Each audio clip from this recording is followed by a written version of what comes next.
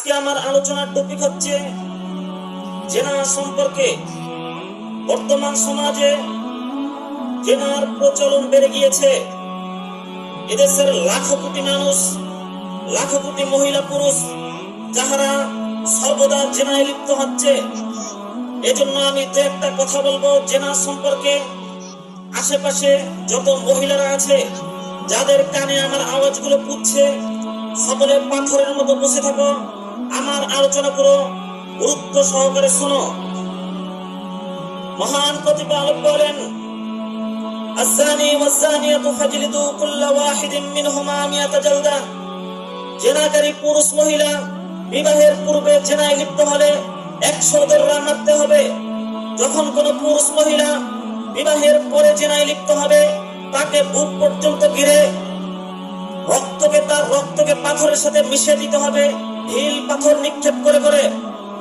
যখন কোন ব্যক্তি জেনায় লিপ্ত হবে তাকে বুক পর্যন্ত ঘিরে তার রক্ত মাংসকে বাতাসের সাথে মিটিয়ে দিতে হবে, পাথর ঢিল নিক্ষেপ করে করে। এদেশের হাজারো ভাবিকে পাথর ঢিল নিক্ষেপ করে করে হত্যা করে দিতে হবে যাহারা নিজেদের দেবরের সঙ্গে জেনায় লিপ্ত হয়েছে। এদেশের হাজারো দুলাভাইকে পাথর ঢিল নিক্ষেপ করে করে হত্যা করে দিতে হবে যাহারা নিজেদের সেলিকের সঙ্গে জেনায় লিপ্ত হয়েছে। এদেশের লাখো কোটি মানুষকে পাথর ঢিল নিক্ষেপ করে করে হত্যা করে দিতে হবে যাহারা বিবাহের পরে জেনায় লিপ্ত হয়েছে। জেনাকারীর পৃথিবীর বুকে বেঁচে থাকার অধিকার নেই। রাসূল সাল্লাল্লাহু আলাইহি ওয়াসাল্লামের কাছে সাহাবী মহিলা এসে বলল, ইয়া রাসূলুল্লাহ, আমি জেনায় লিপ্ত হয়েছি, আমাকে শাস্তি দিন। রাসূল সাল্লাল্লাহু আলাইহি ওয়াসাল্লাম বললেন, তুমি বাড়িতে ফিরে যাও, ফিরে গিয়ে আল্লাহর কাছে তওবা করো। কিছুদিন পরে মহিলা এসে বলল, ইয়া রাসূলুল্লাহ, এই যে দেখেন আমার পেটে বাচ্চা, আওলাদে জেনা, আমাকে উপযুক্ত শাস্তি দিন, আমি জেনায় লিপ্ত হয়েছি। আল্লাহ নবী বললেন, তুমি বাড়িতে ফিরে যাও, ফিরে গিয়ে যখন বাচ্চা প্রসব করবে, যখন বাচ্চা প্রসব হবে তখন তুমি চলে এসো।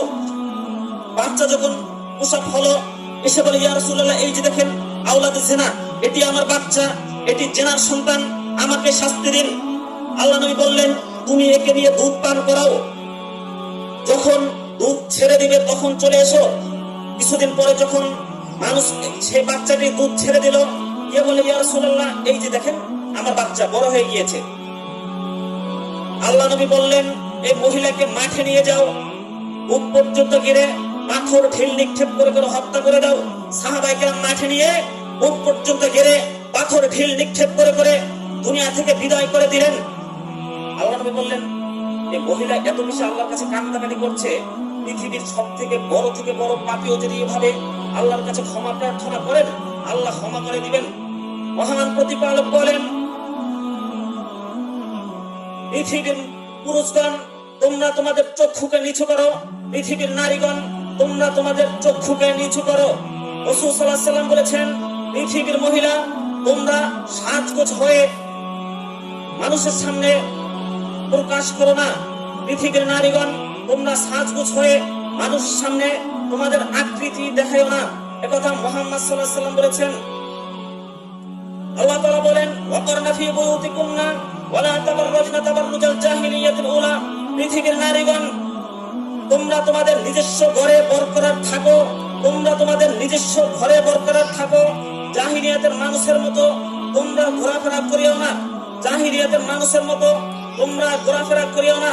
মহিলা মানুষ যে নিজের স্বামীর ঘরে বরকরার থাকবে, অটল থাকবে, সে বাহিরে কেন ঘোরাফেরা করবে? রাসূল সাল্লাল্লাহু আলাইহি ওয়াসাল্লাম বলেন, সিনফান মিন আহলিন নার, দুই প্রকার জাহান্নামী যাদেরকে আমি দেখিনি।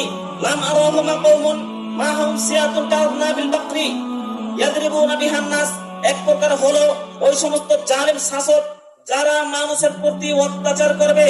দুই, ওই সমস্ত নারী যাহারা আতশাচক পোশাক পরিধান করে মানুষের সামনে ঘোরাফেরা করে, যাহারা আতশাচক পোশাক পরিধান করে মানুষের সামনে, পর পুরুষের সামনে ঘোরাফেরা করে, এদের উপরে জান্নাত হারাম। এরা জান্নাতে যাবে না, জান্নাতের ঘেরানো পাবে না। আপনি এবার কি করে বাঁচেন? রাসূল সাল্লাল্লাহু আলাইহি ওয়াসাল্লাম বলেন, শুনে রাখো, 3 প্রকার জাহান্নামী। তার ভিতরে এক প্রকার হলো দায়ুস। দায়ুস বলা হয় যাদের উপরে, যাদের ফ্যামিলিতে গুনাহের কাজ চলে, বাধা দেওয়ার শক্তি থাকা সত্ত্বেও বাধা দিচ্ছে না, এদেরকে বলা হয় দায়ুস।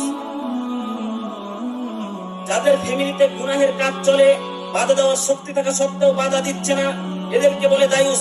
দায়ুসের উপরে জান্নাত হারাম, দায়ুসের উপরে জান্নাত হারাম। এবার আপনি বাঁচেন কি করে? এদেশে বহু মানুষ যার স্ত্রী পর্দা করে না, এদেশে বহু মানুষ যার সন্তান পর্দা করে না, এদেশে বহু মানুষ যার স্ত্রী সালাত আদায় করে না, সন্তান সালাত আদায় করে না। যেই পরিবারে গুনাহের কাজ চলে, বাধা দিচ্ছে না, এদের উপরে জান্নাত হারাম।